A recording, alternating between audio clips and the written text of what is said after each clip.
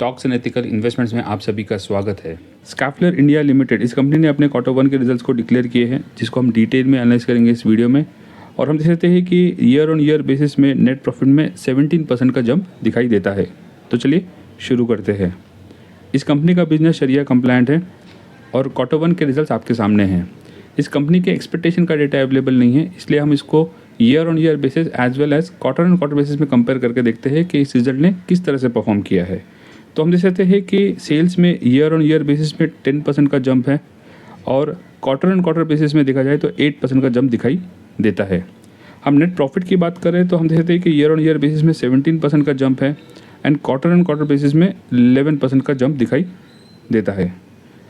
हम इस कंपनी से रिलेटेड लेटेस्ट न्यूज़ की बात करें दोस्तों, तो हम देख सकते हैं कि कंपनी जो है वो टारगेट कर रही है for long term growth with their new plant. Okay, तो बेसिकली कंपनी एक न्यू प्लांट स्टार्ट करेगी जिसके थ्रू इसमें लॉन्ग टर्म ग्रोथ होगी।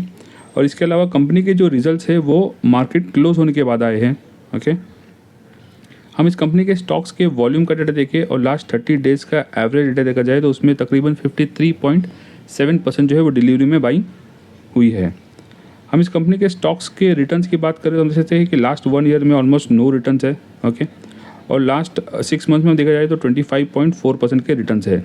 3 मंथ में 26.7%, 1 मंथ में 2.6% और 1 वीक में नेगेटिव रिटर्न है 4% के।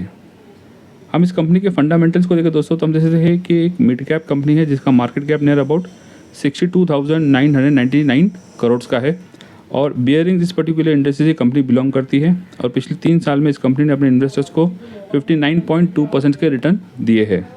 66 के करीब पर इसका पी रेशो दिखाई देता है और करंटली इस कंपनी का स्टॉक अपने 52 वीक के हायर एंड पर ट्रेड करता हुआ दिखाई देता है। हम ईयर ऑन ईयर बेसिस पे इस कंपनी के सेल्स और प्रॉफिट को कंपेयर करें और लास्ट 5 ईयर्स का डेटा देखा जाए तो हम देख सकते हैं कि 2020 में इस कंपनी के सेल्स थे 3,762 करोड़ के और एवरी ईयर इसमें एक स्टेडी ग्रोथ दिखाई देती है। हम नेट प्रॉफिट की बात करें दोस्तों तो हम देखते हैं कि 2020 में इस कंपनी के नेट प्रॉफिट थे 291 करोड़ के। इसके अलावा इसमें एवरी ईयर इसमें भी एक स्टेडी ग्रोथ दिखाई देती है। तो basically year on year basis में both in sales and profit इसमें एक स्ट्रॉन्ग स्टेडी ग्रोथ है। ओके, हम इस कंपनी के शेयर होल्डिंग पैटर्न की बात करें और लास्ट 5 क्वार्टर्स का डेटा कंपेयर करके देखें तो प्रोमोटर्स की होल्डिंग अनचेंज है 74.13% की। हम एफआईएस की बात करें तो एफआईएस की होल्डिंग इसमें रिड्यूस हुई है फ्रॉम 5.7% टू 4.5% के करीब पर। हम डीआईएस की बात करें तो डीआईएस की होल्डिंग इसमें इंक्रीज़ हुई है फ्रॉम 14.7% टू 15.9% पे। और हम पब्लिक की बात करें तो पब्लिक की होल्डिंग स्लाइटली रिड्यूस हुई है और करंटली इनकी होल्डिंग है 5.31% की। हम टेक्निकल इंडिकेटर्स की बात करें दोस्तों तो हम देख सकते हैं कि करंटली इस कंपनी का स्टॉक जो है वो बोलिंजर बैंड के अपर पार्ट में ट्रेड करता हुआ दिखाई देता है।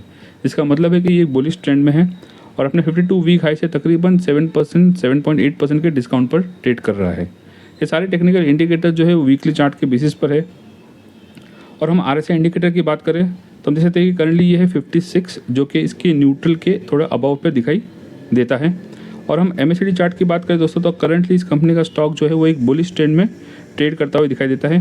बट पिछले कुछ हफ्तों में हम इसके हिस्टोग्राम देखें तो एक वीकर नोट पर दिखाई देते हैं। ओवरऑल इस कंपनी की बात करें दोस्तों तो हम देख सकते हैं कि एक मिड कैप कंपनी है और ईयर ऑन ईयर बेसिस में both in sales and profit इसमें स्टेडी ग्रोथ दिखाई देती है। और हम इसके क्वार्टर वन के रिजल्ट को देखें दोस्तों तो हम देख सकते हैं कि year on year basis as well as quarter on quarter basis पे इसमें पॉजिटिव ग्रोथ है both in sales and profit. और इस कंपनी के जो रिजल्ट्स है वो मार्केट क्लोज होने के बाद आए हैं, तो इसका एक्चुअल रिएक्शन जो है वो हमको नेक्स्ट ट्रेडिंग डे ही पता चलेगा। तो आपको क्या लगता है, इस कंपनी के रिजल्ट के बाद इस कंपनी के स्टॉक में बाइंग होगी या इसमें करेक्शन होगा? कमेंट सेक्शन में ज़रूर लिखना। तो इस वीडियो में इतना ही दोस्तों। अगर कंटेंट पसंद आए तो लाइक, शेयर और सब्सक्राइब करना ना भूलें। मिलते हैं अगले वीडियो में एक न्यू इंटरेस्टिंग टॉपिक के साथ। Thank you.